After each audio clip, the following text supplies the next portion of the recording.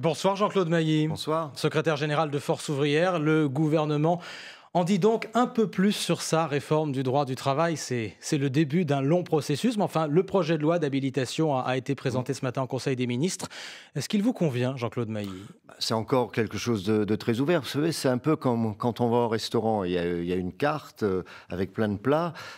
Pour manger un plat, il faut qu'il soit sur la carte, mais on n'est pas obligé de tout manger. Donc là, c'est un peu large, c'est en même temps vague. Il y a des problèmes qui ne sont pas encore discutés. Il y a déjà des évolutions par rapport aux premières discussions. Je vous rappelle qu'on partait par exemple du toute entreprise, qui était une ligne rouge pour FO. Ça n'est plus le cas aujourd'hui. On redonne du pouvoir à la branche, même si tout n'est pas réglé. Professionnelle. La branche professionnelle, la métallurgie, la chimie, la banque, etc. Au niveau national. Voilà, les entreprises d'un même secteur. Tout à fait. Ce qui est un élément clé pour nous, c'était une des bagarres qu'on a menées l'année dernière contre la loi dite travail. Donc tout n'est pas réglé. Ce qui va compter pour nous à un moment donné, c'est le texte des ordonnances. C'est là qu'on saura exactement. Moi, j'ai demandé au nom de FO au gouvernement que tout soit sur la table, y compris le texte des ordonnances, pas à la dernière minute, qu'on ait le temps d'en discuter. A priori, c'est ce qui va se faire. Donc oui, moi je dis, ça change par rapport à l'année dernière sur la méthode. C'est-à-dire que vous allez, à un moment, vous remettre autour de la table les uns et les autres en travaillant sur le texte des ordonnances. J'ai demandé à ce qu'à un moment donné, on travaille sur un texte. On ne peut pas uniquement faire des échanges comme ça. Et avec la possibilité de le transformer, de l'amender jusqu'au dernier moment. Ce que j'ai dit depuis le début, c'est en fait le gouvernement et le président de la République, ils ont un choix à faire. Ils avaient un choix à faire. Tous décident à l'Élysée, on le sait très bien. Bon, ils ont un choix à faire. Ou ils veulent passer en force, auquel cas il y aurait obligatoirement des désaccords, et ça aurait fait un effet boomerang d'une manière ou d'une autre, même s'ils ont une majorité à l'Assemblée nationale. Il y a le Sénat et il y a d'autres choses. Ou alors ils faisaient le choix d'une vraie concertation. Et une vraie concertation, c'est quoi? C'est on détend un peu le calendrier, ce qu'ils ont fait, puisque c'est pas août, c'est septembre. Et une vraie concertation, c'est on met tout sur la table et on regarde si on est entendu. Pour le moment, c'est une vraie concertation. C'est tout le changement par rapport en méthode, par rapport à l'année dernière. Je peux comprendre que des gens se disent qu'est-ce qui se passe? Pensez à ceux qui vous écoutent ce soir, oui. Jean-Claude Mailly sur France Info, oui. qui vous voyaient dans la rue il y a un an, aux côtés de la CGT. Est-ce que ce qui va arriver dans quelques semaines est si différent de la loi El Khomri? Si c'est pas différent de la loi El Khomri, il y aura problème. C'est moins qu'on puisse dire. Moi, je n'exclus rien. Je dis encore aujourd'hui, tout est possible. Mais à partir du moment où on est dans une vraie concertation, je ne vois pas pourquoi on va mobiliser aujourd'hui. On va attendre les choses. La concertation va continuer le mois de juillet, une grande partie du mois d'août. C'est quasiment tout l'été en concertation. Y compris à un moment donné, il faudra que ce soit sur les textes. Si ça se passe bien ou correctement, tant mieux. Si ça se passe mal, s'il faut mobiliser, on n'hésitera pas à la rentrée. Mais on n'est pas aujourd'hui dans ce schéma. La CGT donne déjà une date, 12 septembre pour une mobilisation. Oui. Ça, c'est sa responsabilité de la CGT. Vous n'y serez pas pour l'instant? Pour le moment, on ne s'inscrit pas là-dedans. On ne s'inscrit pas là-dedans parce qu'on est en train de discuter. Si il y a un problème, on verra au moment opportun. Mais pour le moment, on est dans la discussion. On n'est pas à dire on va arrêter une date de mobilisation. Mais je peux bien comprendre, les gens peuvent dire qu'est-ce qui se passe. Mais il faut bien comprendre qu'on n'est plus habitué. Attendez, Jean-Claude Mailly, il y a de quoi? Ça fait quelques jours que régulièrement, vous dites au gouvernement, sur ce point, c'est intéressant. Sur ce point, oui, on est prêt à avancer.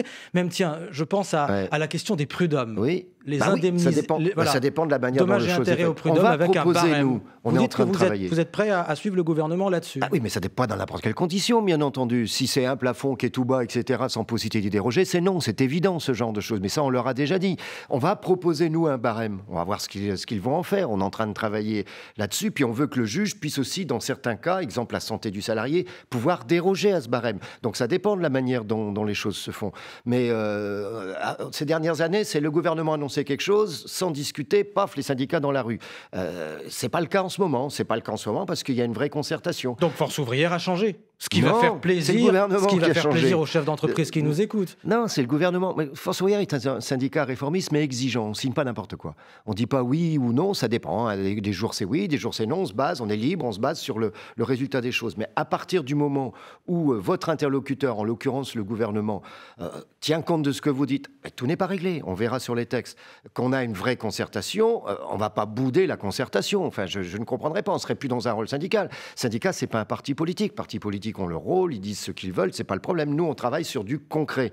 Voilà, c'est ça l'objet. Le concret, justement, on y reste, Jean-Claude Mailly. Parlons, par exemple, des CDD. Et de la Oui. manière dont les CDD sont organisés. On sait qu'on ne peut pas renouveler un CDD plus de 2 fois. Ça, c'est très concret. Qui va décider de ce sujet-là dans le Ça, c'est pas futur encore système? réglé, par exemple. Par exemple, dans le projet de loi habitation, il y a un point clé qu'on est en désaccord. Donc, d'abord, on sait que ce ne sera pas dans l'entreprise. Au début, ça devait être dans l'entreprise, je vous rappelle. C'est pas dans l'entreprise. Maintenant, on dit, dans certains cas, ça pourrait être dans la branche. Mais par exemple, pour nous, il est exclu que le motif de recours au CDD, ce soit un objet de négociation. Ça doit être dans le code du travail. Est-ce qu'on peut après regarder sur certains points si on peut bouger, OK, dans la branche, mais le motif de recours, je prends cet exemple, c'est exclu pour nous qu'il ne soit pas dans le code du travail. Voilà, ça fait partie des choses qu'on n'a pas encore discutées. Pour le moment, on a discuté d'un élément, c'est l'articulation, négociation de branche, négociation d'entreprise, code du travail. Et c'est pas fini d'ailleurs, puisque après, il y aura encore le détail. Les autres points, on va les discuter dans les semaines à venir. Un projet de loi d'habilitation, ils ont tout mis.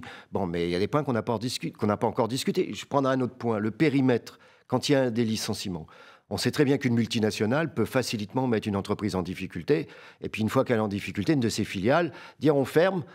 Aujourd'hui, quand on est dans ce genre de situation, on est obligé de tenir compte du cadre du résultat international du groupe. S'il y a de l'argent, il faudra qu'il paye d'une certaine manière.